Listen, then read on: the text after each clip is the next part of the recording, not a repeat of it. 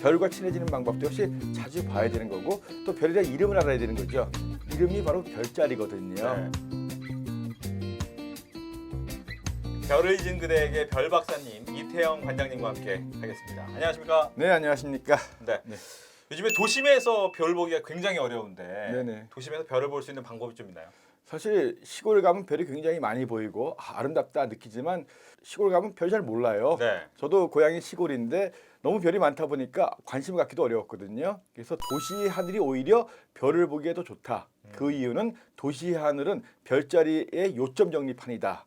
그러니까 밝은 별이 1등성이라고 하잖아요. 네. 그다음에 뭐 북두칠성 같은 건 2등성인데 이런 별들은 도시에서 다 보이거든요. 그래서 도시에서 별을 익히고 시골에 가면 요점 정리한 다음에 공부하니까 더 편하거든요. 그래서 도심에서 별을 보기 어렵다 하는 것은 가로등 밑이라든가 옆에 건물이 가려진 거지. 우리는 트여 있는 곳들 뭐 한강공원이라든가 뭐 이렇게 좀 트여 있는 곳에 가면 1등성이나 2등성 좋은 데는 한 3등성까지도 보이거든요. 저 역시 시골에서 별을 보지 못하고 서울에서 대학 다니면서 별을 공부했거든요. 그래서 별자리 공부하는 데는 도시가 더 좋다. 오히려 별이 많은 시골보다는 그렇죠. 잘 보이는 별이 많은 도시가 별자리 보기에는 훨씬 더 좋다. 그렇죠. 요점 정리가 되어 있으니까. 네. 그렇다면 이제 지방이나 어떻게 보면 네네. 서울에서나 이 별을 볼 때 네네. 제일 중요한 건 맨눈으로 봐도 되느냐 아니면 망원경 같은 게 필요하냐 이거 궁금한데요. 그러니까 천문학이 어렵다라고 느끼는 것이 많은 사람들이 꼭 망원경이 있어야 될 것 같다. 그리고 아이들이 별 좀 공부하라 시키면은 망원경부터 사주세요. 뭐 이런 얘기도 많이 그렇죠. 하고. 근데 별자리는 눈으로 보는 거예요. 망원경으로 보는 것이 아니라. 그러니까 망원경을 이용한다면 달이라든가 행성들 이런 것들을 주로 많이 보게 되는데 네. 이런 것들은 도시에서 보나 시골에서 보나 망원경으로 보면 똑같거든요. 물론 시골에 가면 이제 날씨가 맑기 때문에 도시에서 보기 어려운 뭐 딥스카이라고 우리가 이야기하는데 성운, 성단, 은하 같은 거 이런 것들도 망원경으로 볼 수 있지만 아무튼 별자리 공부하고 별을 익히는 데는 망원경이 없어도 된다. 별은 워낙 멀리 있기 때문에 작은 점이에요. 망원경으로 보더라도 점으로밖에 안 보입니다. 그럼 애들이 이제 망원경 사주세요.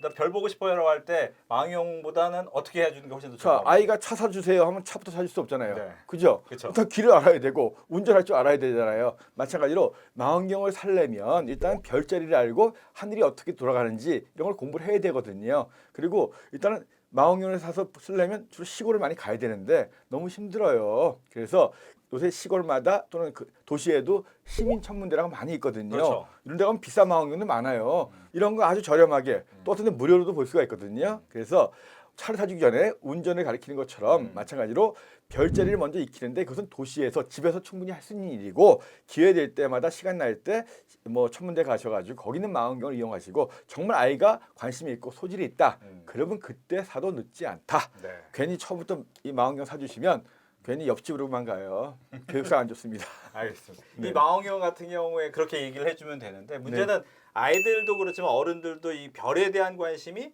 어느 순간 굉장히 높았다가 네네. 어느 순간 또 시들해지거든요. 네, 이 네. 별에 대한 관심을 계속해서 가져가려면 어떻게 하는 게 좋을까요? 결국은 사람과 사람 관계도 마찬가지인 것 같아요. 누군가에 친해지려면 자주 봐야 되죠. 그리고 그 상대방에 대해서 이름도 알고 뭐 좀 알아야 되잖아요. 그렇죠. 별과 친해지는 방법도 역시 자주 봐야 되는 거고 또 별에 대한 이름을 알아야 되는 거죠.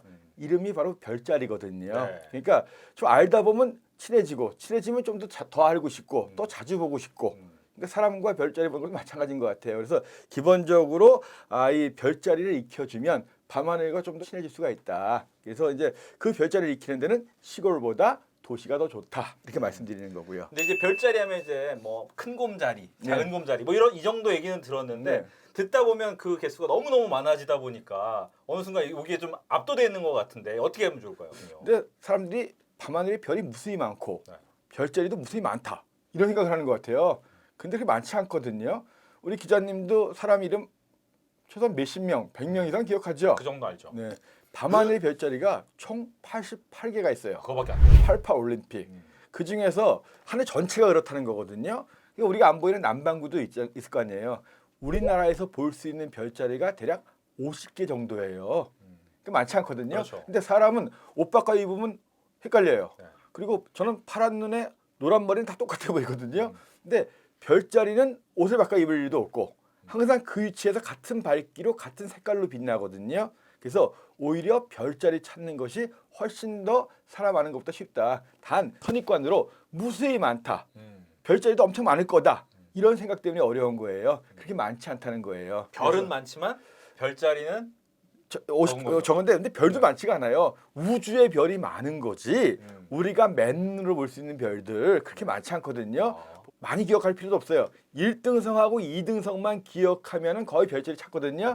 네. 1등성, 2등성 다 해봤자 100개가 안 돼요. 음. 그러니까 그래서 우리가 별자리를 하나 다 할 필요가 없이 중요한 뼈대가 되는 몇 개의 별만 알면 되는데 그 뼈대가 되는 별자리의 별들이 기껏해야 1등성, 2등성 하면 100개가 좀 안 되고 조금 더 넘기더라도 뭐 2, 300개 이상 안 되거든요. 네. 그러니까 내가 아는 사람들의 이름보다 훨씬 더 적어요. 됩니다. 그다음에 이제 북반구와 남반구 별자리가 있고 네네. 또 이제 봄, 여름, 가을, 겨울마다 별자리 보이는 게 좀 많이 다르나요?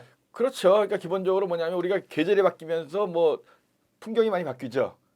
이게 다 결국은 지구가 태양을 돌기 때문이죠. 네. 낮에는 해가 있는 쪽에는 별이 안 보여요.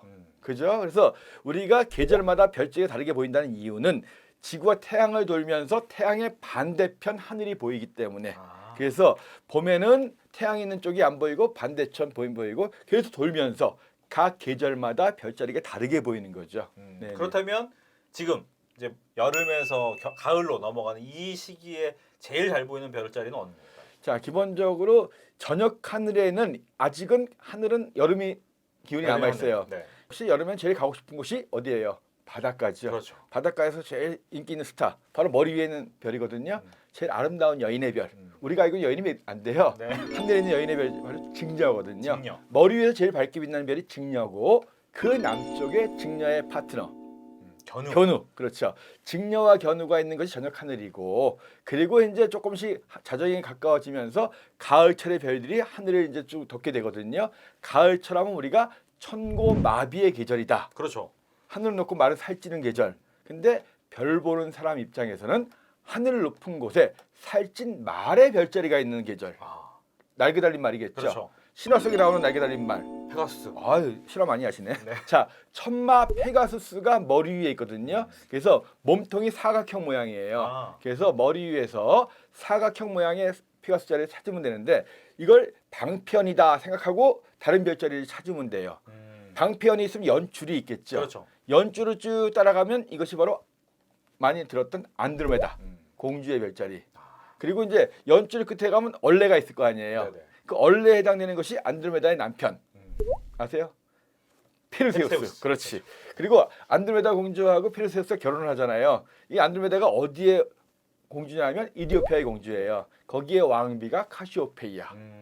그 아버지가 케페우스. 네. 이런 식으로 해가지고 별자리 같이 모여 있거든요. 그리고 이 페가수스가 사실은 포세이돈이 만든 거거든요. 네. 포세이돈이 이제 만들었는데 바다에서 튀어나오는 거거든요. 그래서 이 페가수스의 남쪽에는 물과 관련된 별자리들이 있습니다. 우리가 알고 있는 별자리 중에 물병, 그렇죠. 물고기, 고래 이런 것들이 바로 페가수스의 남쪽에 있는 별자리들이에요. 근데 지금 이야기를 들어다 보면 이 네. 별자리가 만들어지는 데는 어떠한 이야기들이 좀 많이 있는 것 같아요. 그러니까 사실은 이 별자리 자체가 이야기가 있는 것보다는 이 서양 별자리들이 대부분 다 이 아라비아 반도 목동들이 만들었어요. 우리가 학교 다닐 때 알퐁소대의 별이라고 들어본 적이 그렇죠. 있죠. 그게 뭐냐면 그 당시에 아라비아 반도 뭐 유프라테스 강 옆에가 이쪽이 다 초원이었는데 초원에서 정착 생활을 하면서 이제 결국은 하늘의 별들을 보게 되는데 그때 실제로 아라비아인들이 만들었는데 이것이 그리스로 넘어가면서 네. 지중해를 통해서 그리스로 넘어가면서 거기서 신화 속의 주인공으로 이름이 바뀐 거거든요. 그렇군요. 그래서 실제로 별자리를 만든 사람들은 아라비아의 목동들이고 그것을 예쁘게 포장한 그런 사람들은 그리스 사람들이거든요. 네. 그래서 하다 보니까 이제 신화 속의 이 주인공들이 계속 이제 대체가 된 거예요. 예. 네네. 이런 별자리 얘기에서도 또 빠질 수 없는 것이 보통 내가 무슨 별자리야? 네네. 라는 얘기를 굉장히 많이 하거든요. 예, 예, 저 같은 경우에도 이제 가을 네. 10월 달이니까 이제 천칭자리. 아. 그런데 이런 별자리는 어떻게 해서 정해지는 거예요? 사실 뭐 서양에서는 유럽 같은 데서는 처음 만나면 저 무슨 자리인데요. 그렇게 이렇게 그때 많이 하거든요. 그래서 이제 별자리를 안다는 것은 상대방하고 가장 이제 쉽게 친해질 수 있는 그런 계기가 되는데 천칭자리라고 하시면 이제 생일이 9월 하순부터 10월 중순까지거든요. 뭐 대략 어느 쪽에 초순이에요, 중순이? 10월 중순이죠. 중순이죠. 중순이면 거의 천칭의 뒷부분. 그래서 이야기할 때는 균형 잡힌 삶을 사는데 약간 정가 쪽에 가깝기 맞는 때문에 것 같아요. 좀 꽂히면은 한번 정신없다. 네. 그게 이제 그 천칭자리 뒷부분의 이제 특색이거든요. 잠시 이제 좀 빗나갔는데 아무튼 이런 별자리는 뭐냐 하면 자 지구가 태양을 돌 때 태양이 있는 쪽이 안 보인다고 말씀드렸잖아요. 그러니까 지구가 태양에 도는 길을 황도라고 한다. 들었죠. 들어보셨죠? 고등학교 때 수업 시간에. 그렇죠. 그래서 지구가 태양을 도는 길이 황도인데 그 황도가 360도일 거 아니에요. 네. 그 360도를 12등분한 거예요. 12등분하면 한 곳당 30도씩 되겠죠. 그렇죠. 그러면서 그 공간에 가장 가까운 별자리 이름을 붙여온 거예요. 아. 그러니까 태양이 자 충분을 기준으로 해가지고 하늘에서 30도 움직일 때는 양자리, 그 다음에 30도, 60도까지 황소자리. 거기에 정확하게 양자리가 있는 건 아니고 그 근처에 양자리가 있는 거죠. 그래서 이제 이 탄생 별자리가 결국은 12개로 나눈 거기 때문에 네. 12개로 나누는데 몇 년 전인가 그 캐나다에 있는 모 천문학자가 황도 별자리가 13개다. 이렇게 막 해가지고 언론에서 막 나온 적이 있는데 네. 그거는 그 사람이 그 천문학자가 황도 12궁을 이해를 못한 거예요. 왜냐하면 황도가 지나는 길에는 별자리 13개 옛날부터 있었어요. 하지만 그렇게 얘기하는 것이 아니라 태양이 지나는 길을 12등분 해가지고 네. 근처에 있는 가장 가까이 있는 별자리 이름을 붙인 거거든요. 그래서 양자리는 조그마하고 그 다음에 뭐 궁수자리는 되게 크지만 네. 실제로 황도 12궁은 똑같은 크기로 정리가 된 겁니다. 그래서 천칭자리 같은 경우에는 기본적으로 9월 하순부터 10월 중순까지 자 근데 그렇습니다. 그 얘기를 듣다 보니까 이제 네. 우리나라하고 이제 동양 같은 경우에는 이제 사주팔자라는 네. 얘기를 하지만 말씀하신 것처럼 서양에서는 별자리를 가지고 운세를 네. 보는데 우리도 뭐 사주팔자에 대한 얘기를 생각하지만 과연 그렇게 믿을 수 있느냐? 저는 꽤 많다고 생각이 돼요. 네. 좋은 것만 보기 때문에. 근데 이제 점성술가들은 이렇게 얘기를 해요.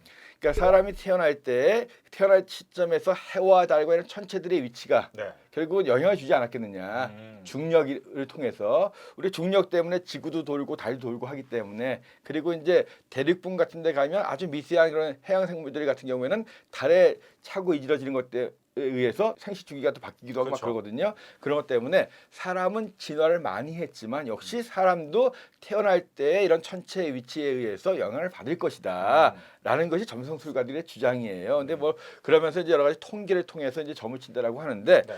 아무튼 뭐 좋은 것만 믿으시면 될 것 같아요. 제가 보면은 사실 뭐 다 그런 성격이 없는 사람은 없을 것 같아요. 다 비슷비슷한데 조금씩 다르다는 건데 그러니까 어려서부터 나는 천칭자리다. 네. 나 이런 식의 사람이다. 라는 것이 선입관이 있다 보니까 좀 더 비슷해지지 않았을까라는 생각도 드는데 저는 그냥 꽤 잘 맞는 것 같습니다. 저는 이제 궁수자리인데 네. 반인 반마거든요. 켄타로스. 그렇죠. 네. 예, 케이론이라는 켄타로스인데 상당히 그 열정적이면서 그러면서 이성적이긴 좋은 것만 믿습니다. 알겠습니다.